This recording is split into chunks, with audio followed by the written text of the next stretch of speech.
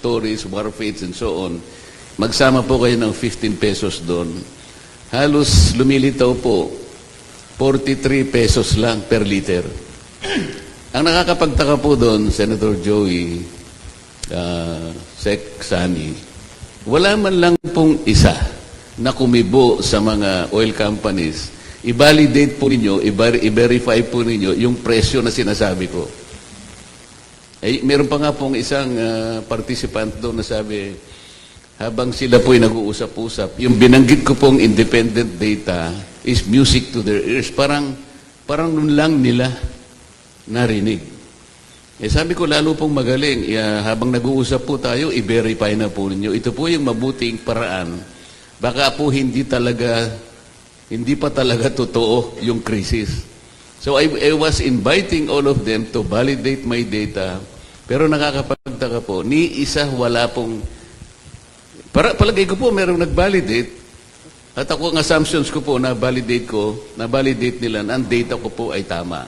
Wala pong kumibo kahit isa. And more surprisingly, kahit na po yung DOE na nandoon, sabi ko, i-validate ninyo kung totoo po na makukuha natin sa presyo na 45 pesos or 43 pesos per liter, yung passion price nila is 50, meaning yun po yung SRP ang katumbas sa atin, may malinaw pa pong gain yung importer between 5 pesos to 10 pesos per liter. Habang naggegera po at pinag-uusapan natin yung Strait of Hormuz. Wala pong sumagot. Palagay ko po ang marami sa inyo ay nandoon. Walang kumibo, walang kumontra doon sa mga data po na present ko sa committee. Bakit po kaya? Naghahanap po ba ng lunas? O talagang ayaw nilang makita kung ano yung lunas? Yan po yung sagot ko. That was March 10. March 17 hanggang March 17. 25 po yun, Senator Joey. Sa makatwid kung ang mga oil companies o ang gobyerno mismo ay alam yung ganoong statistika na maaring bumili pa ng mga 43 to 45 pesos in equivalent per liter of oil.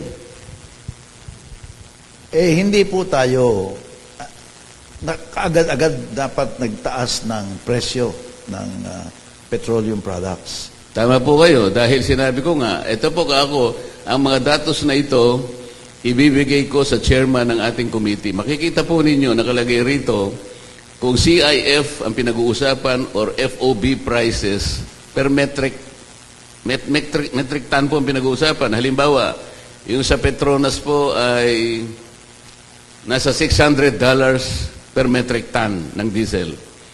Yung sa Rotterdam, $580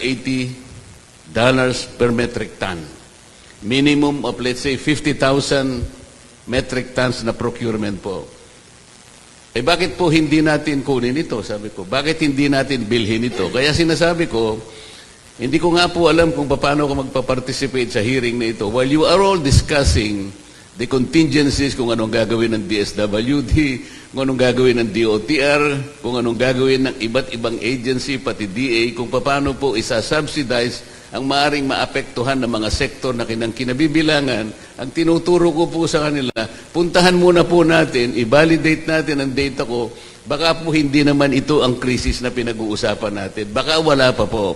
Kaya ko po nasabi nung panahon na yon at naitanong sa kanila, bakit po after 2 weeks lang ng pagputok ng digmaan sa pagitan ng Iran, Israel at Amerika, ay biglang tumaas from 55 to 125 pesos per liter ang diesel. Ano po akong justification? Eh samantalang at that time, meron pa po tayong halos 50 to 60 days ayon po sa datos na pinresent ng ating Pangulo. Saan po ninyo kinuha yung pagtaas ng presyo? Wala pong gustong sumagot. Walang makasagot. Kaya kinuwenta ko po kung magkano ang kanilang kinita. Kumbaga, parang ibinenta nila yung presyong dati nilang pagbili dun sa replacement cost na sinasabi po nila. So sa diesel po, nagkaroon ng diferensya sa presyo na 70 pesos per liter doon sa mismong pagtaas. From 55 to 125, a price difference of 70 pesos per liter. So sa consumption po natin na halos 996 million liters per month ng diesel, nakwenta ko 2.7 billion pesos ang gross income. Isama po nyo yung gross income sa gasolina, 774 million liters, at i-multiply po nyo doon sa increase na 30 pesos per liter dahil lumundag din ang presyo, nakwenta ko po mahigit na 3 billion pesos ang gross income ng mga oil companies. So tinatanong ko, ano po ang basis nito? Sa DOE, I was very disappointed because sang-ayon po sa batas, meron po kayong katungkulan na i-monitor po ninyo. Hindi lamang kayo ay magmo-monitor, but you will publish daily the total oil inventory of prices in international market. At pagkatapos, you will have to follow the movement of the local prices domestically. Daily. Nung tinatanong ko po, ano bang presyo?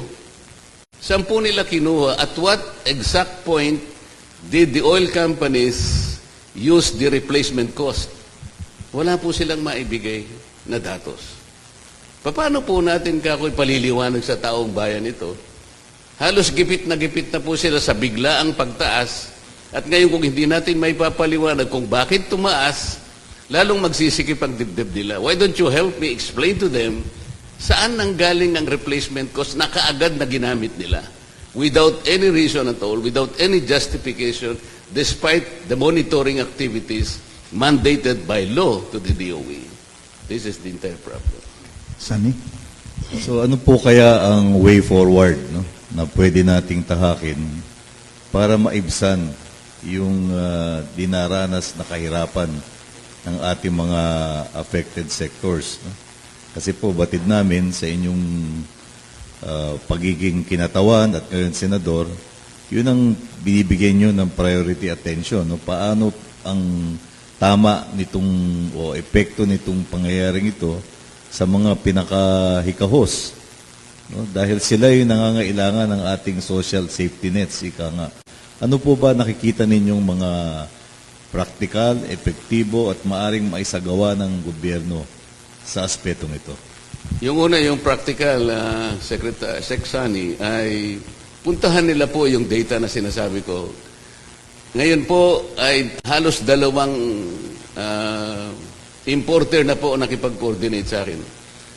Sa Abril 25, darating po yung Australian informant na binanggit ko sa hearing at 2 pong importer na po ng langis ang interesado na gamitin yung steps na kanyang sinabi sa pamagitan ng tank-to-vessel procedure. Nakita ko po yung procedure na ginagawa nila. Nakita ko yung presyo, landed cost po sa Pilipinas, halos 60-61 pesos per liter ng diesel. So kung yun po sana ay puntahan ng oil companies, maibababa nila at hindi yung patuloy pagtaas ng presyo. Kaya nga yung sinasabi ko kanina, baka hindi po talagang may krisis. Baka may nagsamantala dito. Kasi nandun po yung presyo sa Singapore. Kung na-validate po nila, na accurate po at totoo yung mga sinasabi po ng aking informant, na wala naman talagang tumutol kahit isa, yun muna po ang puntahan. At least 60 pesos pa rin per liter. Hindi po kagaya ngayon na halos 110 to 120 pesos per liter, nagipit na po yung ating mamamayan. Kapag ka nag-fail po itong unang practical na solusyon na to, siguro mapilitan po tayo, pumunta tayo doon sa itinatadhana ng batas na medyo drastic ng konti yun, pero ito ay nasa batas naman po, nasa all the regulation law, na sinasabi, in times of national emergency, ang Estado ay meron pong karapatan na temporarily take over the operations of public entity affected by public interest. Ang oil industry po ay affected by public interest, even owned by private sa enterprises, pero nasa batas po yun. Kung kinakailangan po, because national emergency and public interest requires it. Yung pong windfall profit na binanggit ninyo, na dapat ay hindi naman itinaas kaagad, pero itinaas kaagad ang presyo ng petroleum products like gasoline and diesel. At ang figure na binanggit nyo ay 3 Halos mahigit 3 billion po yun po ba ay per day? per day. Per day po. Per day po, 2.7 billion sa diesel. Yun po ilang araw na mula nung na yung computation nyo. Kung isasama po natin itong mga yesterday, mga magkano na po yung sa tingin ninyo, yung naging windfall profit ng mga oil companies. Ayoko pong hulaan, Senator, kasi ang nangyari rito, kung i-assume po natin mula doon sa sinabi ng Pangulo na at the start of the war, meron pa po tayong 50 to 60 days. At pagkatapos ay halos 2 linggo lang ang nakalipas, bigla na pong sumirit ng 125 from 55. At ayaw naman pong sabihin kasi ng DOE kung saan nagsimula yung paggamit ng replacement cost. Kasi talagang i-replenish po talaga ng oil companies. Sapagkat ang ating paggamit ng langis ay 996 billion liters of diesel per day. 774,000 liters ng gasolina per day. Sa makapid, kailangang i-replenish po yon. Pero sabihin nila, ang eksaktong araw kung kailan gagamitin yung bagong presyo sapagkat binili po nilang inventaryo doon sa dating presyo. Kaya hindi ko po malaman ngayon kung saan nagsimula yung paggamit ng replacement cost. Pero alam ko, nagsimula 2 weeks after the war erupted in Iran. Pero hindi ko alam kung hanggang saan po nila ginagamit yung replacement cost kasi nagbaba naman sila ng konting-konti lang. Pero kung kahit nasabihin lang natin na 5 araw lang ang ginamit nila yung 3 billion pesos na gross income, that is still 15 billion. Kung 10 araw po yun, alam na po ninyo kung magkano ang gross income. Kaya ang sabi nga naman kababayan natin, talagang tubong lugaw po rito. Lalong-lalo na kung totoo nga po yung independent data na sinasabi ko, bakit pinipilit niyong ibaling ang problema sa Strait of Hormuz? Yung Singapore tanks nandito lang, katabi lamang po natin. Ang procedure is tank to vessel. Kung gusto po nilang FOB, merong FOB price. Kung gusto nilang CIF, merong CIF. Bakit po katakataka na hindi po kumikibo ang oil companies? Bakit ang DOE ayaw din nilang sabihin kung totoo yung data o hindi? Ang sabi ko po sa kanila, kung hindi po totoo yung data na kinuha ko mula sa aking informant, I will apologize to the nation. Nagkamali po eh. Siguro naman patatawarin po ako ng mga mamamayan natin dahil sa kagustuhan ko lang tumulong at mag-present ng alternative. But you have to prove me wrong kung talagang mali ako. Wala pong nag-dare to prove me wrong. Walang tumawag sa akin, Senator, nabasa mo lang sa comics pala eh. So para pong lumalabas sa inyong salaysay na tila nagkukulang talaga, no? O kailangan pang dagdagan ang mga aksyon ng ating pamahalaan para matugunan yung dinaranas ngayon ng ating mga mamamayan. No? Dahil sa nakikita nga ninyo, parang hindi pinapansin yung realidad, parang nakatingin sa kabila. No? Hindi po ba dapat lang ituon ang kanilang pansin doon sa talagang mga dapat gawin? No? Dahil yun ang nature ng kanilang tungkulin, executive branch. Ang sa inyo naman ay nag-iintay lang kayo ng puwang para mag-introduce ng legislative action katulad nga ng ginawa ng Kongreso na nagpasa ng National Energy Emergency. No? Ano po kaya ang magandang way forward para sa atin lahat dito sa kaganapang ito? Siguro po ay gawin nating dapat maging vigilant talaga yung Department of Energy. Ipatupad po yung nilalaman ng Republic Act 8479. Ito po yung ating Downstream Oil Industry Deregulation Act.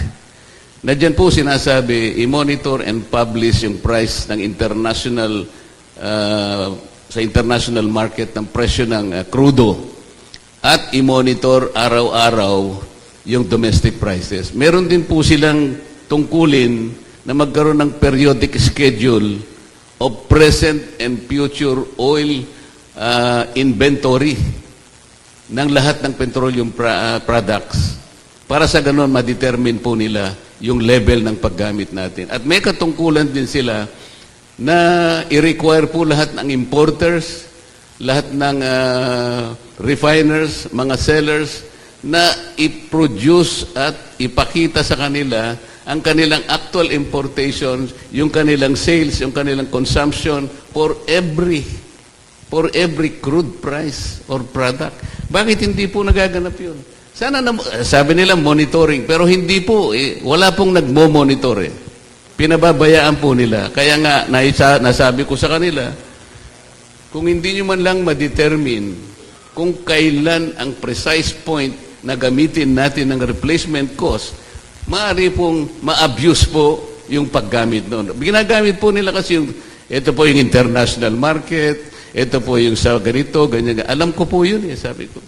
Huwag natin gamitin yung international trading post, yung kanilang mga spot market. Nandun nga po yung presyo ng Singapore. Doon na muna tayo kumuha.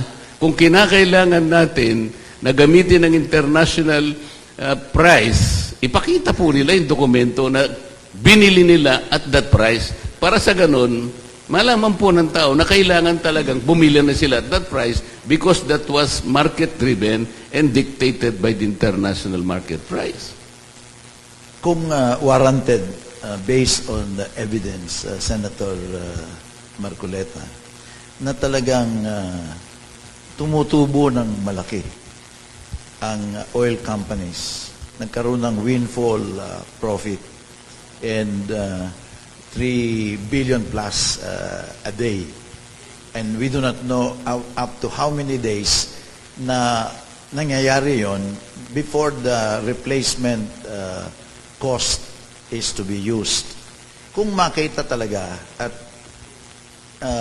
ang ganitong klaseng tubo ng mga oil companies, ano ang maaring gawin ng pamahalaan upang sa ganun ay ma-require itong oil companies na talagang either ibaba ng malaki ang presyo ng mga petroleum products or i-tax talaga, i-tax yung kanilang windfall profit na yan para makakuha pa ng pera ang gobyerno na magamit pang ayuda sa taong bayan. Una po, kailangan ma-validate natin na talagang ginamit nila yung replacement cost at proper time. Kung hindi, ay talagang predatory and unreasonable po yung price. Kung hindi po totoo yung sabi ko na 3 billion pesos ang kanilang kinikita every day, bakit hindi po sila tumutol?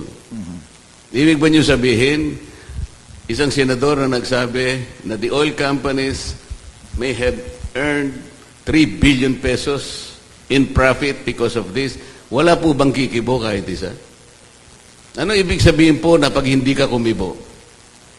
Silence is acquiescence. Silence is admission. Consent. Kasi po hindi sila kumibo. Hindi po ba makatwiran? Dapat tutulan nila ako. Sagutin nila ako. Mali ka.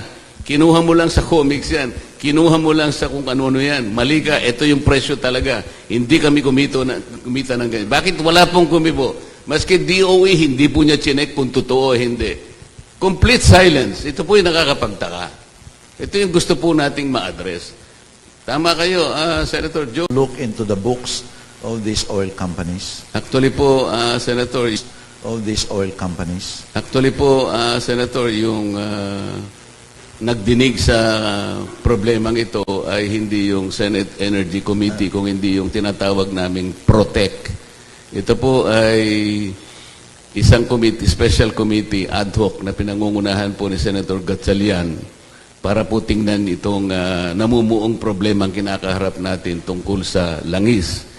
Pero dapat nga po ang maski ng Senate Energy Committee sa pamagitan ng oversight, meron po kasing tinatawag na JCEC. Ito po yung Joint Energy Commission. Basta Sa commission. it's a joint commission between the Senate and the House of Representatives. Dapat ito po ay makonbin. Ito po ay merong karapatan para siguro malaman natin ang katotohanan sa likod ng biglaang pagtaas at bakit hindi po nila mapangatwiranan, ba't hindi po nila sabihin ang justification ng more than 100% increase in 2 weeks and the exact point where the replacement cost should be utilized over the previous old prices.